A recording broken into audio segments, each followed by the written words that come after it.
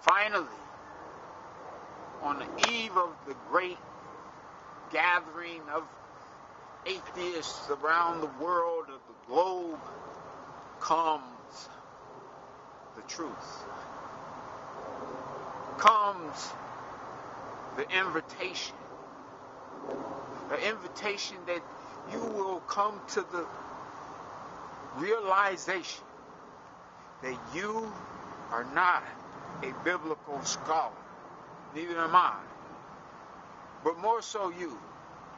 That you have not the understanding of somebody who is seasoned in what is written. Why am I bringing this up now? It's because most of you, from what I have observed, are atheists without an accurate understanding of what the book says. What the book actually says. Let's put aside for a second the fact that an all-knowing being would be perfectly aware of the fact that, like a long game of telephone, its message would be changed as it transfers from one person to another person. Let's put aside the fact that it would know that this method of communication would be vulnerable to misinterpretation and sectarian disagreements over who has the right version of the message, and that more skeptical minds among us would realize that there is no discernible way to separate one group's opinions from the truth. So they used to have like a purgatory you could go to if you're kind of in the middle, but they got rid of that. So here's my argument.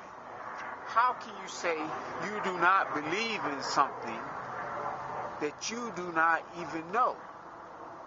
It would make sense to me that first you would come to the understanding of something and then say, I do not believe in it based on what I understand.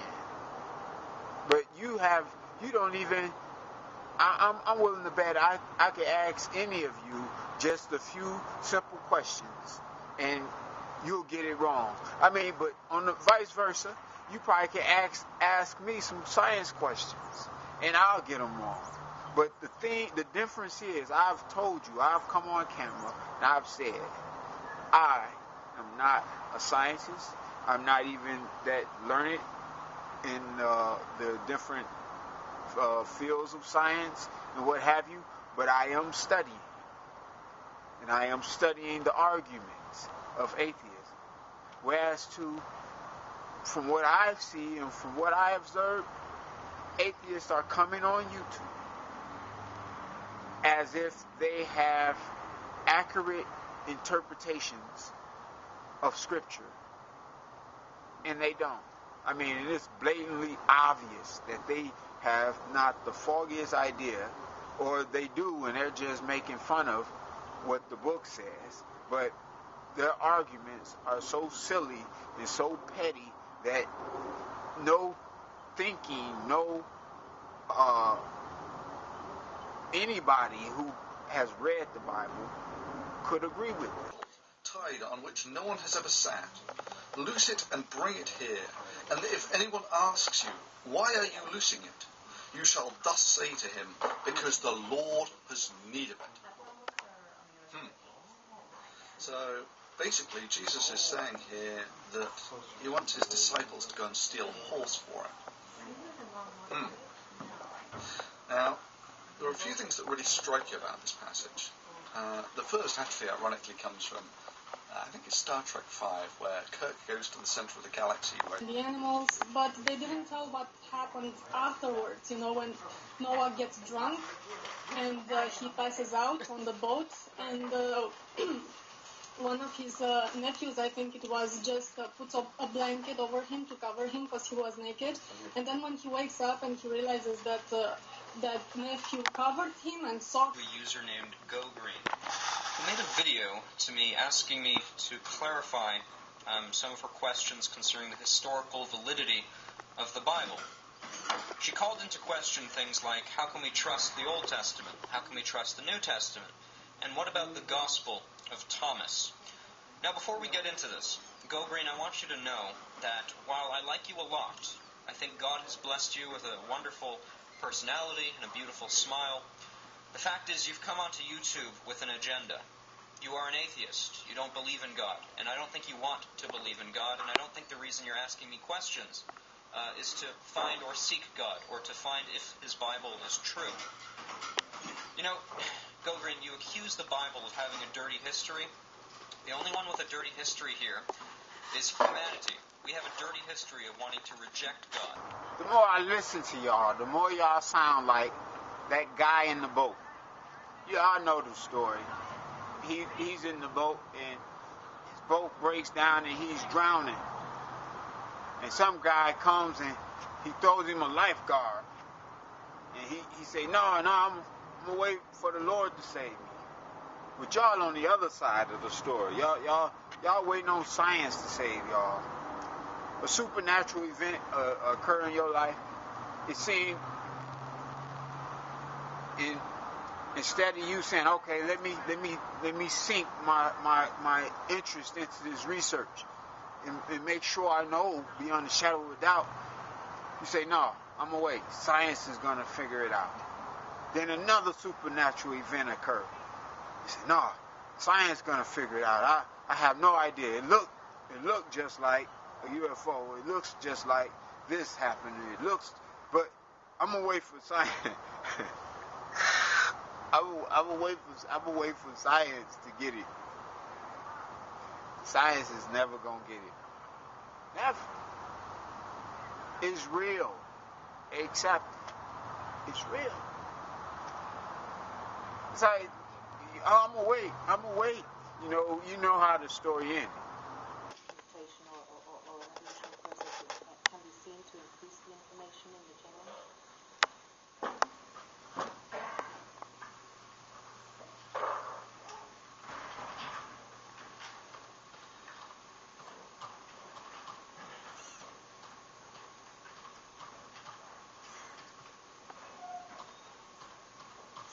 Can you just stop while I... Think how simple it is compared to actual science, just to say that there was a magical man in the sky who poofed the universe into existence. Bada bing, bada boom.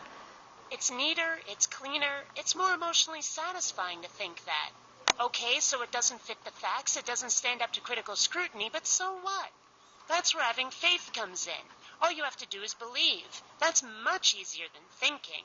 Much easier than doing research. Even down to the supernatural, your methods of research or trying to study supernatural, it's lazy, it's petty, it's flawed. It's like any little excuse you can use to get out of studying or get out of learning or accepting the phenomenon, you will use it. Instead of looking at it collectively and looking at it as a whole, you look for any little thing, you nitpick to try to say, well, this could have been this. And it's obvious. I'm just saying, it's obvious in your argument. It's obvious.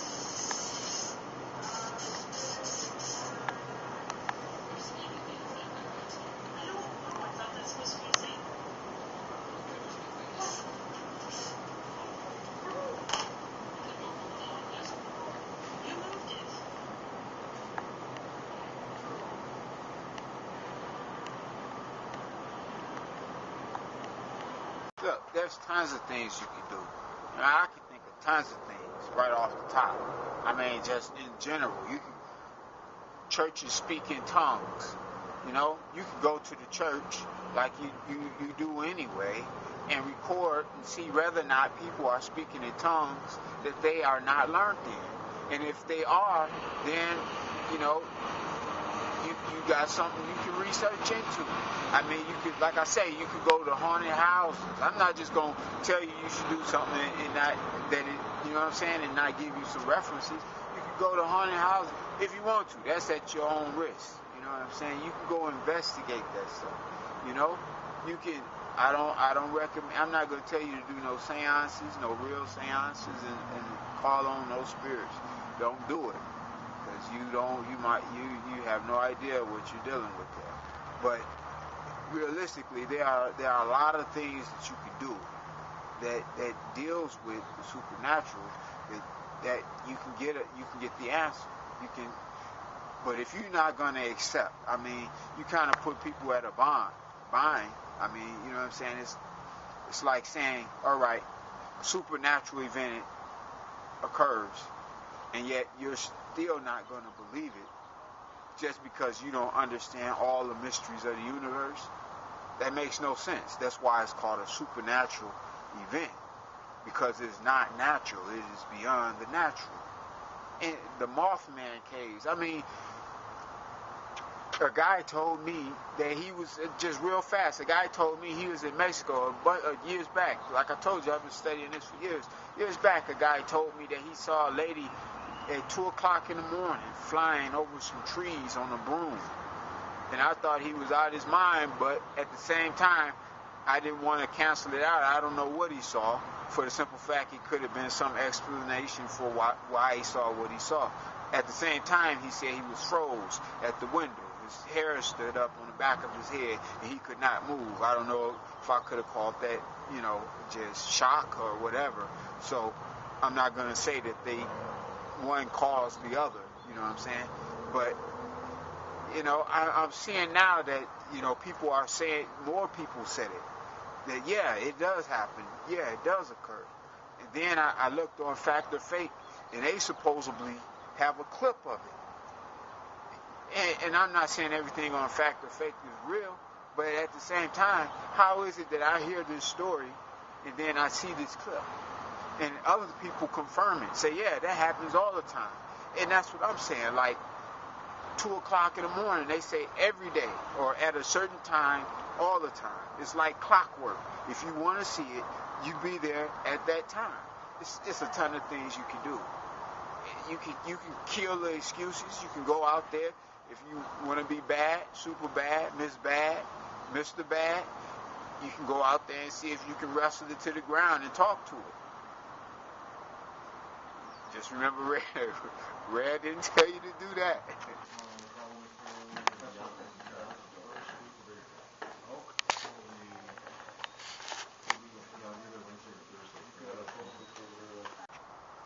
Okay, I'm going to go on to another one, okay? This is just an example on Fact or Fake, all right? I have to use this. I think actually they're playing with everybody just to show y'all that there's tons of supernatural stuff going on all around you. All you have to do is try to even investigate this stuff, and you're going to get results. Tons of it. And if you notice, they didn't just settle, oh, we just tried this and then they left. No, they kept trying. Okay, we're going to try this. We're going to try this. We're going to try this. We're going to try this. If you go from that method, I mean, if you do that, then you're going to figure this stuff. I mean, it's not that hard. It's probably a location in every state, at least in the United States, that is classified as haunted. How does it hurt you to go and investigate? And that's what I'm saying. It's like there are tons of ways you could validify whether or not an event is supernatural or not by investigating with just the smallest of tools. But yet, you rather just go off of what you appear to have learned in school. That's what it seemed like to me. As opposed to going down to Mexico and seeing whether or not that stuff is real, or actually investigating like they did. And one night they saw a UFO fly across the sky, and it was clear that it was a UFO. They tried to make it out as a bird, but I mean, you have never seen a bird move that fast. That's where your logic come in. You see what I'm saying? And I think they knew that too, but they just wanted to cancel it out so they can move on. But, I mean, even when it comes to that, people try to say, well, it was blinking, it was a bird. When in reality, you have never seen a bird go Mach 90 or whatever. I mean, at the speed of light. If you blink and open your eyes, it's gone. No, a bird be forever flapping its wings. Come on, people. These excuses, you're going to have to kill them. You're going to have to kill them. I mean, you can be lazy or you can be stubborn all you want, but be real with yourself at least. At least be real with yourself. Richard Dawkins, be real with yourself, man. Seriously, how can a person take a picture of a supernatural event and you say it's not real?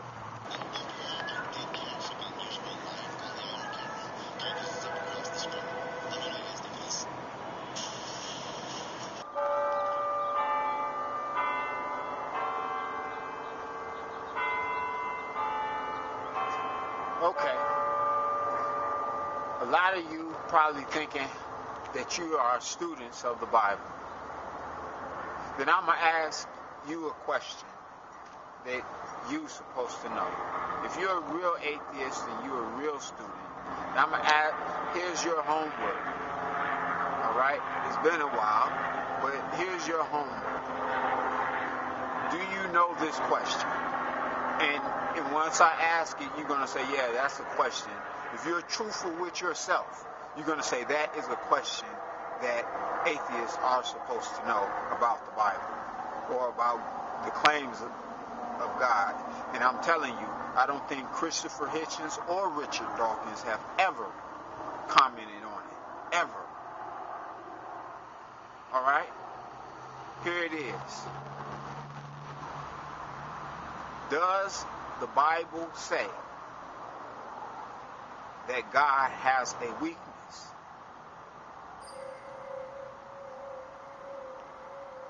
You're supposed to know that. You're supposed to know that.